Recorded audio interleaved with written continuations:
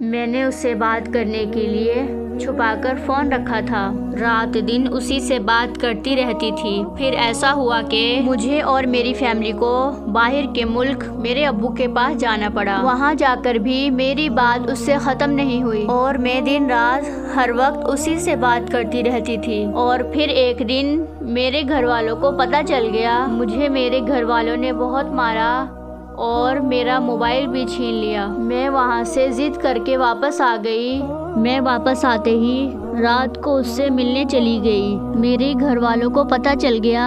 میں نے اس کی بہت منتیں کی کہ مجھے گھر نہیں جانا ہے، وہ لوگ مجھے بہت ماریں گے اور شاید جان سے بھی مار دے۔ اس نے کہا تم اپنے گھر جا کر ہمارے نکاح کی بات کرو۔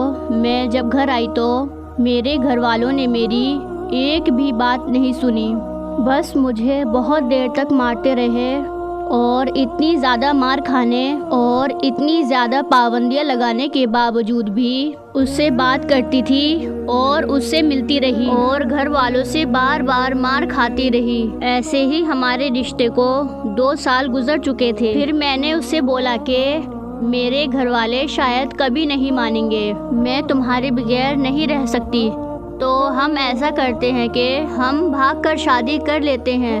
پھر اس نے مجھے کہا کہ ہم نے جہاں اتنا ویٹ کیا وہاں تھوڑا اور ویٹ کر لیتے ہیں، یہاں تک کہ ساری زندگی بھی تمہارا انتظار کر سکتا ہوں۔ پھر ایک دن وہ مجھے کال کر کے کہتا ہے کہ میری منگنی ہو گئی ہے، ہو سکے تو مجھے بھول جاؤ۔ بس اتنا کہہ کر اس نے کال کاٹ دی۔ میں نے اسے بار بار کال کی لیکن اس کا نمبر بند جا رہا تھا۔ میں بہت پاگل ہو چکی تھی۔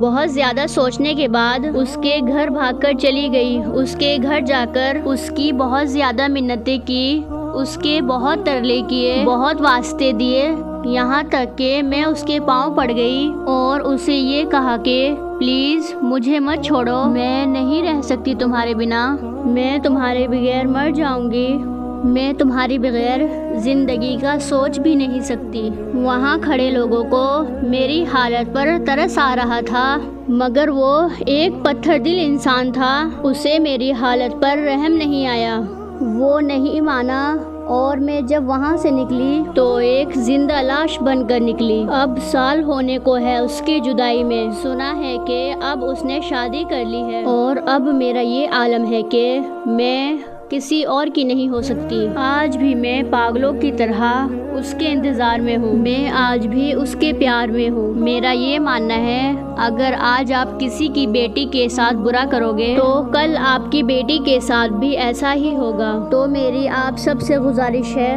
کہ آپ کسی کی بہن بیٹی کو دھوکہ نہ دیں۔